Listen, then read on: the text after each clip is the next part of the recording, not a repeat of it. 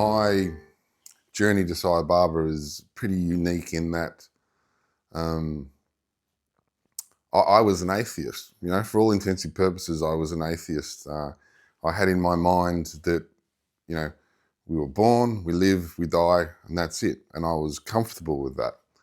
And in my mind, I would sort of, I was brought up in a Catholic school. I went to Catholic school, but I didn't believe any of it, and it didn't resonate with me. It didn't sink in, and I would often think in my mind that I didn't want anything that was 2,000 years ago, because it was like, you know, that was another time. They didn't understand the time that I was living in, which is, you know, television and radio and all the rest of it.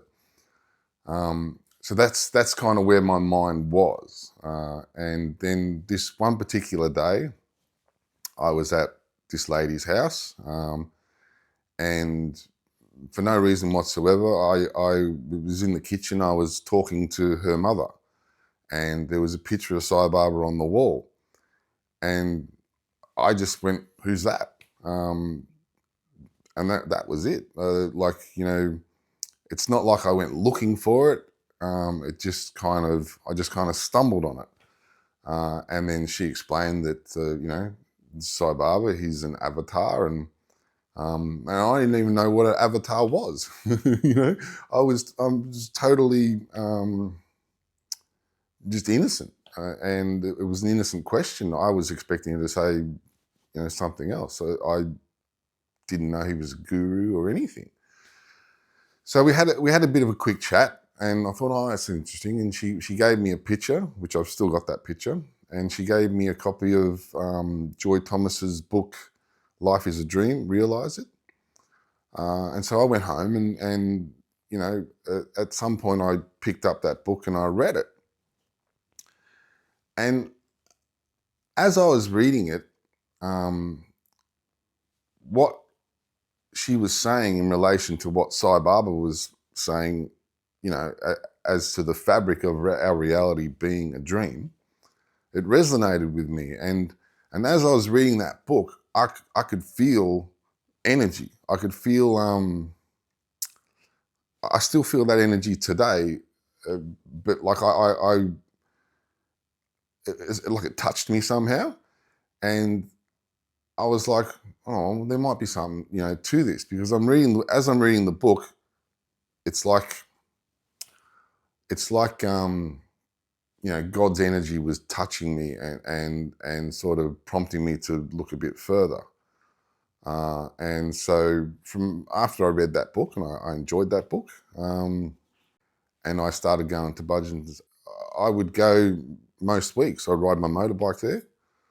I had plenty of time to ride, like 40 minutes to go to Budgeons, and so I did all of that.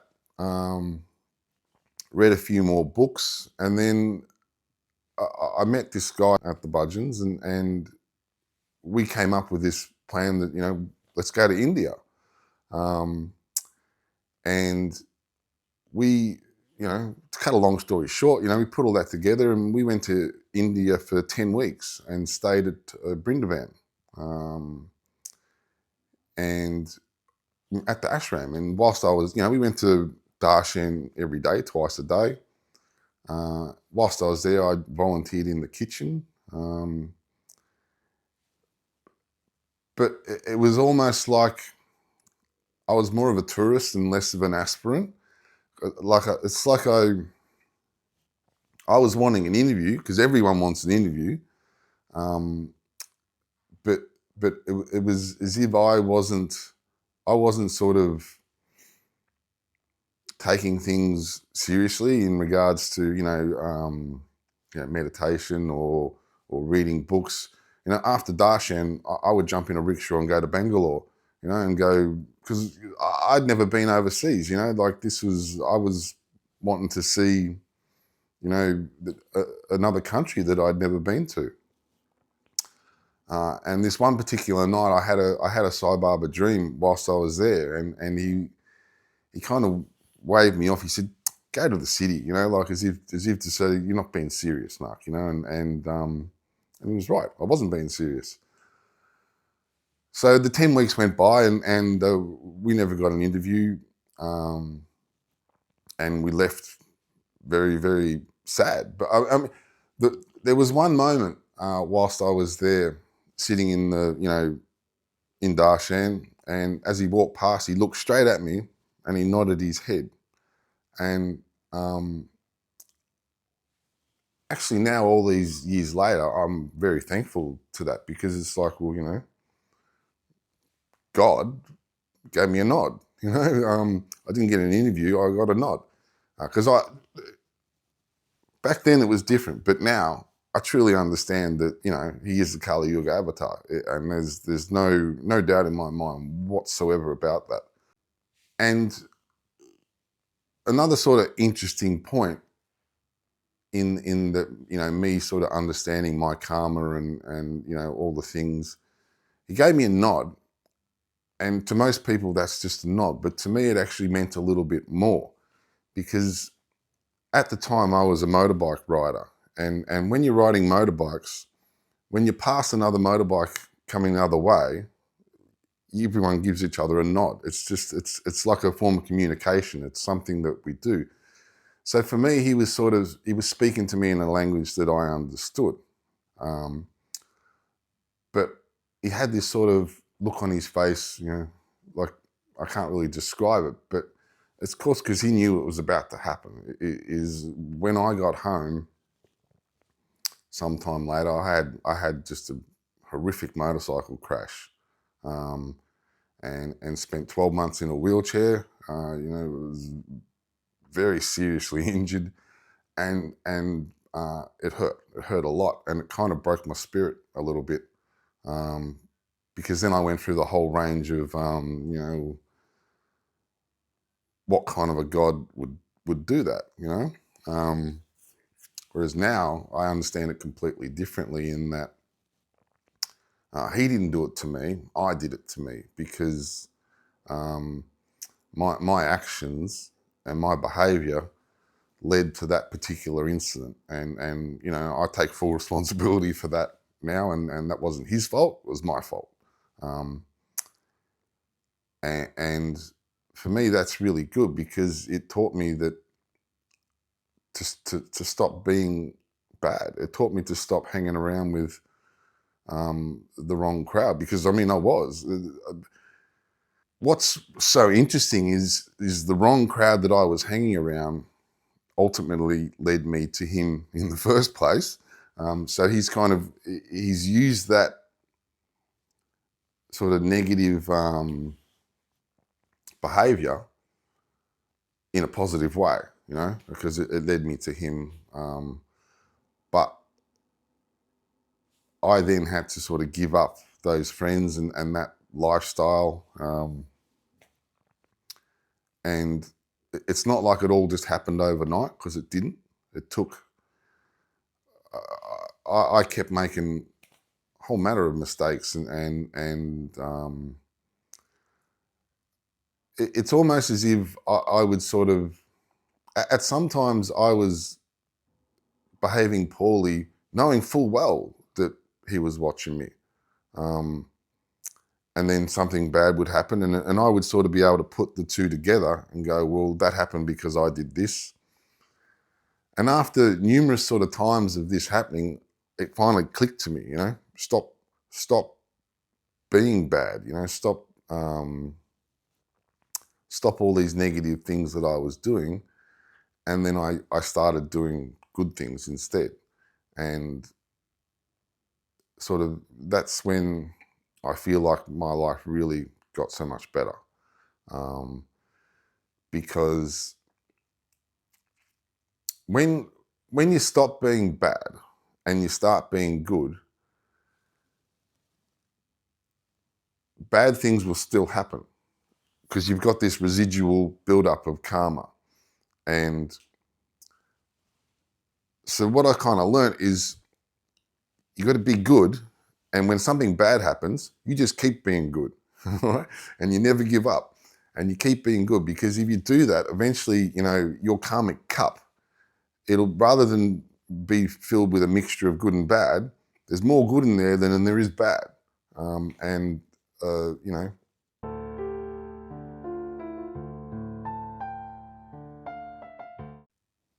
well,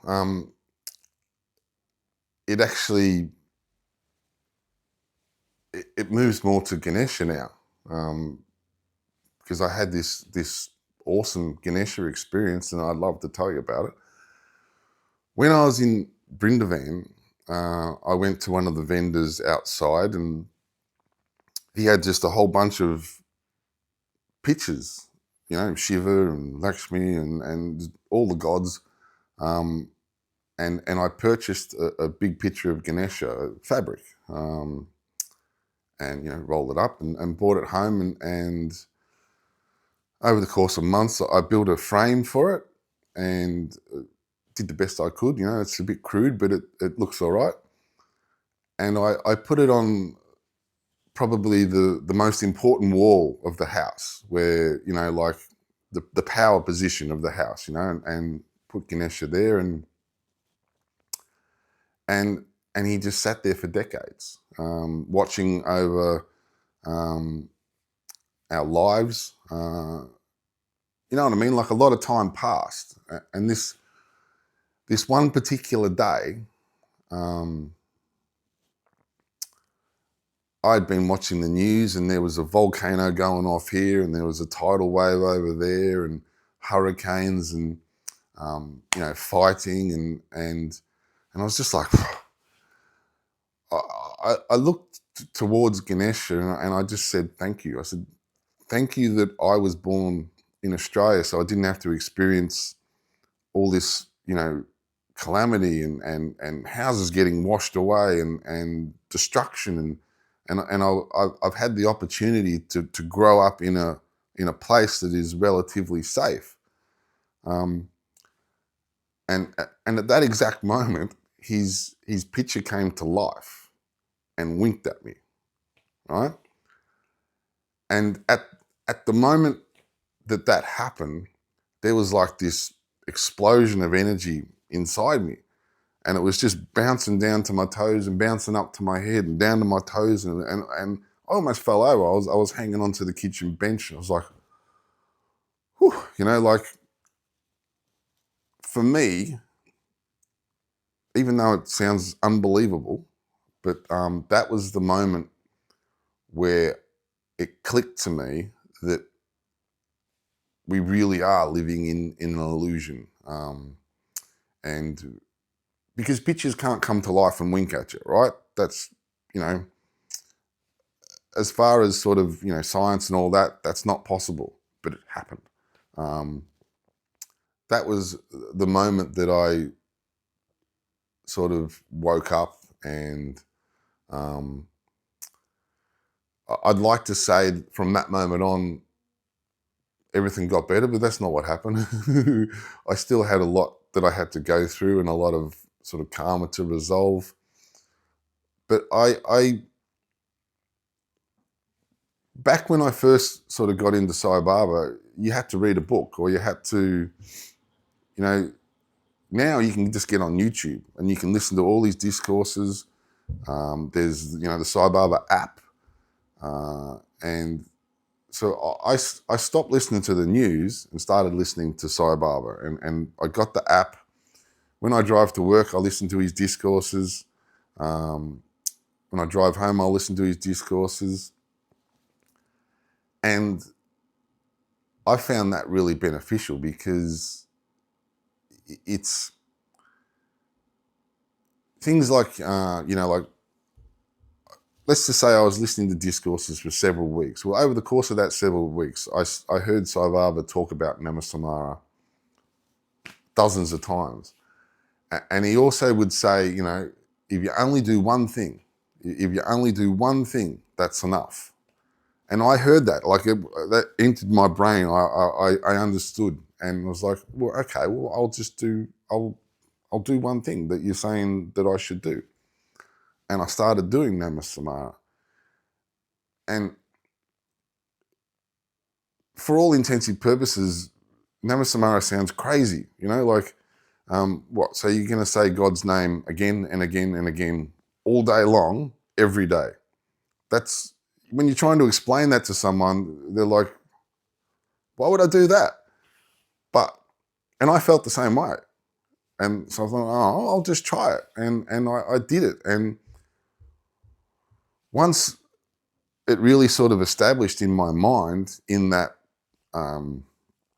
when I woke up, I was repeating God's name over and over and over and over again, all day long. I went to work all day long, repeating God's name over and over. I went to sleep. So I wake up with it. I spend my day with it. I go to sleep listening to it. And then I finally sort of understood what it was all about, is that when you're doing Namasamara and you're constantly repeating God's name, you're spending your whole day with him. And rather than wasting your mental sort of energy thinking about, oh, I like that car, it's got a really good engine, and I can do all this. And rather than sort of wasting your mental capacity on transient sort of things that aren't relevant, you're refocusing your mind to God. And so, like over a year and a half, 2 years later, I'm still doing it. And, I drive the truck and, Om Gam Ganapata Ye Namaha, just all day long. And it's been a very positive thing for me. I fully understand how others might look at what Namasamara is and think, well, I'm not doing that, but he said to do it. And so that's the one thing that I picked, right? So I picked one thing. But then that one thing, it kind of led to other things as well. So like I keep listening to his discourses. I started doing the one thing. And then once I got good at that one thing, I thought, well, I probably can spare a little bit of energy to do another thing. And so I started doing two things. And, it's kind of just built up. It's like he says, you got to practice it. It's like a baby doesn't know how to walk. It's got to crawl, and then it learns to walk. It's kind of like that, is you start with one thing leads to two things. And then the next thing you know, your whole life's turned around.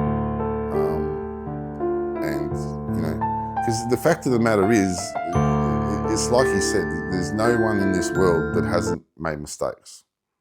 No one. Like, everyone's made mistakes. And so if him as the avatar was to only accept people that were perfect, he wouldn't have there would be no one. So, because, I used to think, because of my, previous lifestyle and the people I was hanging around with, I used to think that I wasn't welcome in his sort of life, in his world, in his mission. I used to really feel like that because sort of, what could you possibly do with me? I've just, my whole upbringing and the town that I grew up in and the people I was hanging around with was just wrong. Like, it was just not, it wasn't, I wasn't born into a spiritual family and like, I'm in my family, I'm the only one that follows Sai Baba. Like, and at times that's been really lonely because, like I got no one to sort of bounce things off. And if I start talking about sort of deeply spiritual matters, people get uncomfortable. And so I sort of live in this world where I've got to be quiet. And, in some ways that's probably a good thing because he's my friend. Like, I truly consider Sai Baba to be my closest friend. And at the start, I didn't know that. it took time for me to sort of wake up and realize that he truly is not just my friend, he's everyone's friend. And how he does that, I've no idea. How is it that he can have an individual and close friendship with everyone? You know, like that's pretty impressive.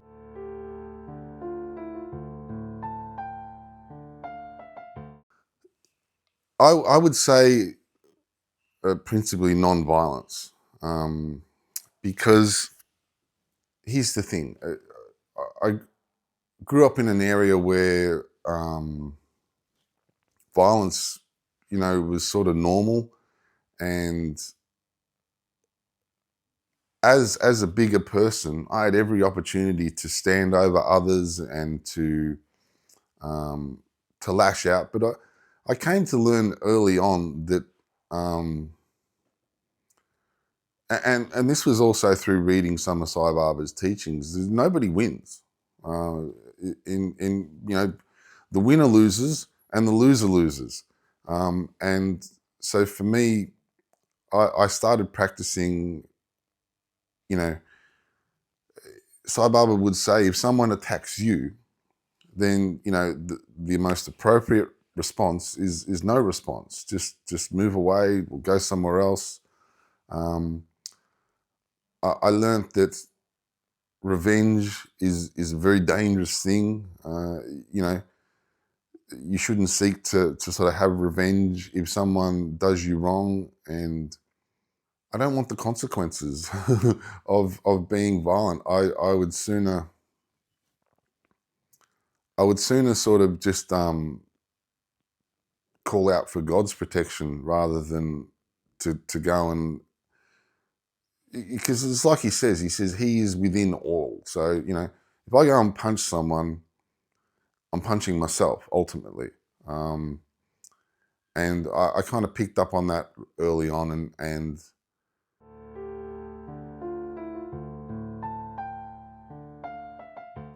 Sai Baba sees everything, right?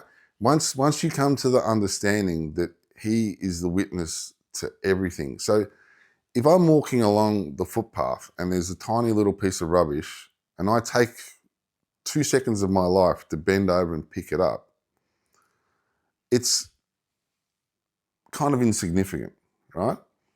But he knows that I did it, and he knows, you know, like if you think of every time you picked up a bag of rubbish, you scored one positive karma point, okay? And it all adds up. And the Sai Baba describes the world as it's him. Like the whole world is him. The floor, the ceiling, the walls, every single atom of the universe is him. To try and even think about it, it's incredible. At the Sai Baba events, if I can clean the area up and make it look nicer, well, God looks nicer. It makes him look better because he is the whole world. And if people can arrive to a function whereby it's not litter all over the place, well, they feel better because they're like, oh, this looks lovely, you know, like it's sort of their impression of that location is positive. And I do it because I recognize that, you know, I carry all this karma with me, and that's an opportunity for me to try and replace bad with good, or to overpower bad with good, and that's why I do it, and I'm going to keep doing it because he knows I'm there, he knows what I'm doing, and he knows what everyone's doing.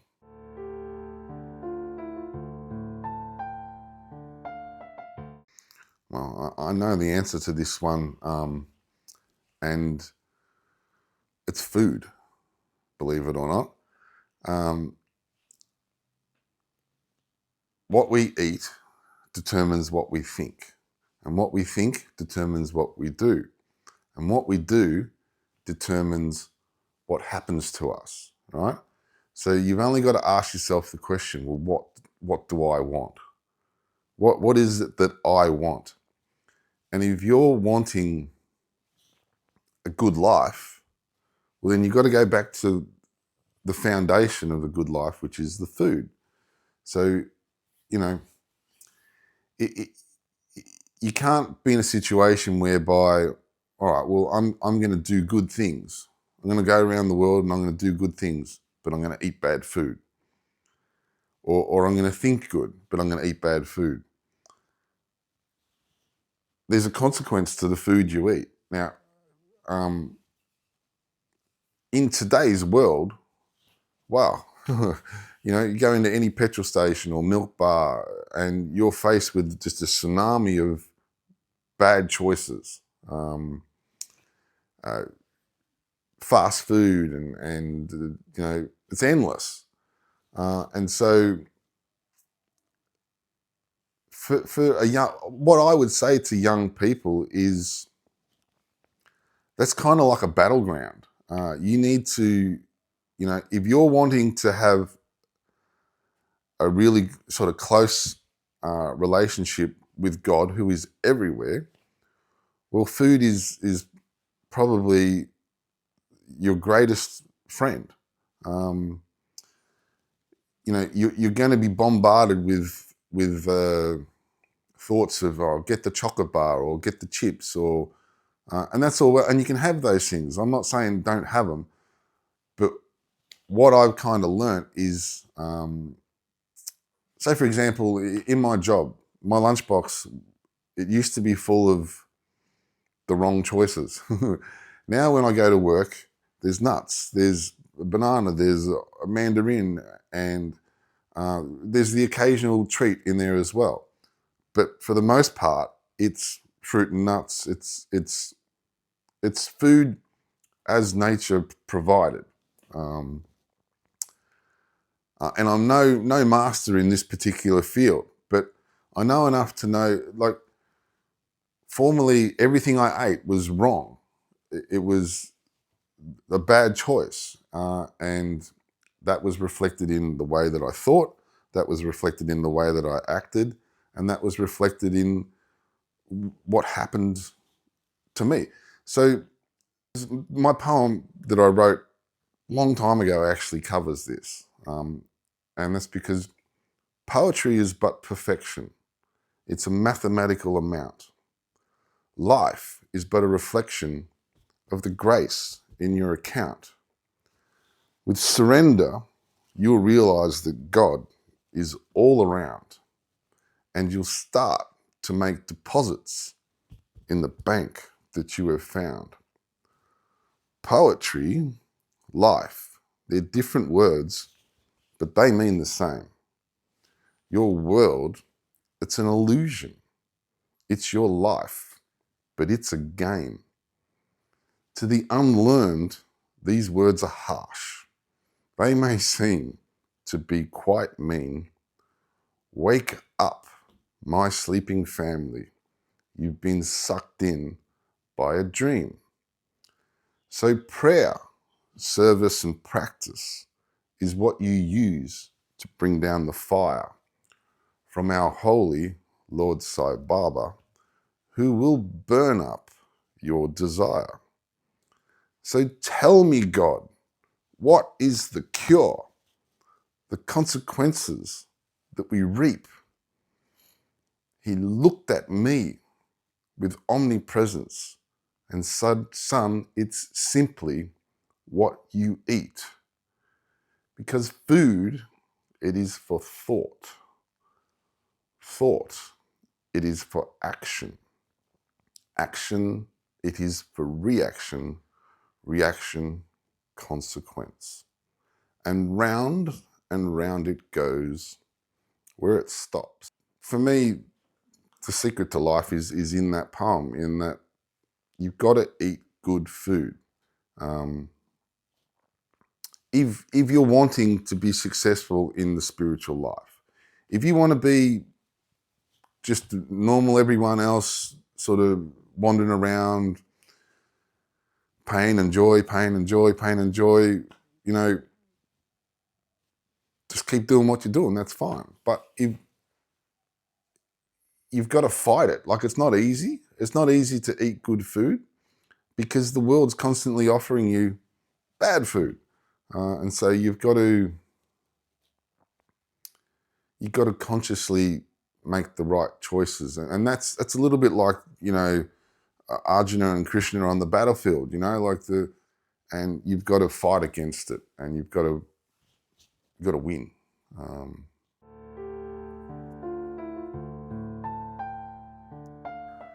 I have a little picture on my fridge that I kind of made myself, and it's Sai Baba with his hands up like this, which has meaning, by the way. Most people should know what it means. It's you're born with nothing and you die with nothing, and the only thing that goes with you is your karmic necklace, which you can't see. And on one of his palms, it's written, "Is it bad?" And on the other one, it's written, "Is it good?" So for me, as you go through life every day, when situations present themselves, stop. Just stop for a couple of seconds and ask yourself, is this good or is it bad? And if it's bad, then, you know, you should sort of be able to consciously make the decision not to go along that route. Because the world, you get tested. Like, I get tested. He tests me all the time. And sometimes I fail and sometimes I don't. He is the whole world, and he can use the world to kind of talk to you and to give you a little sort of, this is one example, right? My son plays ice hockey and he's just very good at it, and he's worked his way from sort of the beginning up to sort of the top of the game, you know, and he is plays in what's called Premier A League.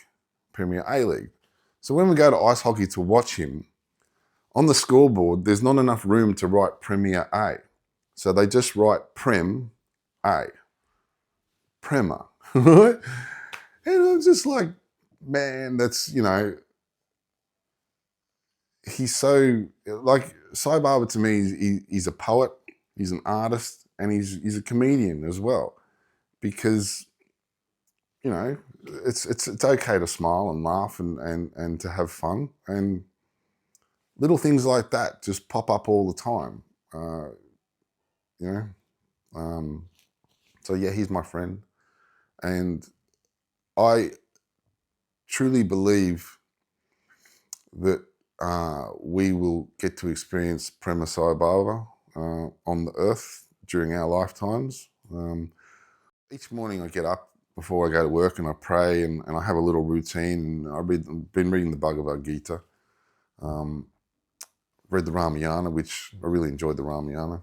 But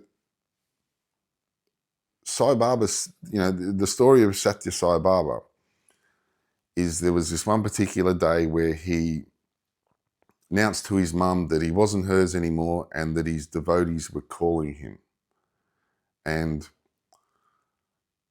I heard that. And so when I get up in the morning and I pray, I call to Prema.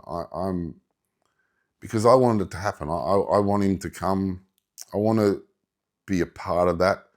I feel like that when Sathya Sai Baba was embodied, he's here now, by the way, just so you know, he's here now. But when he was embodied and I was in India at Brindavan, I wasn't ready. Like, I wasn't spiritually mature enough to get an interview or to sort of, you know, go any further than what I did. But I feel now that I am, and in the situation of Prema Sai Baba being here, I want to be a part of that. And I know that's a very tall order because so does like a billion other people. And I feel like if I want to experience Prema Sai Baba and be close to him, then I should be preparing right now. I should be demonstrating to him that I'm worthy of some level of attention that I missed out on with Sathya through my own ignorance. So, I'd like to finish with my favourite prayer, which I say every day. And hopefully I can get through it without sort of getting emotional, because it really means a lot to me. Save me from any act of commission or omission which will affect adversely the three qualifications you have laid down, namely 1, that I must be an eager aspirant for spiritual progress. 2, that I must have full faith in the name that the organisation bears and in spiriting that name in a manner suited to its message and majesty. 3, that I must have one qualification as a good person.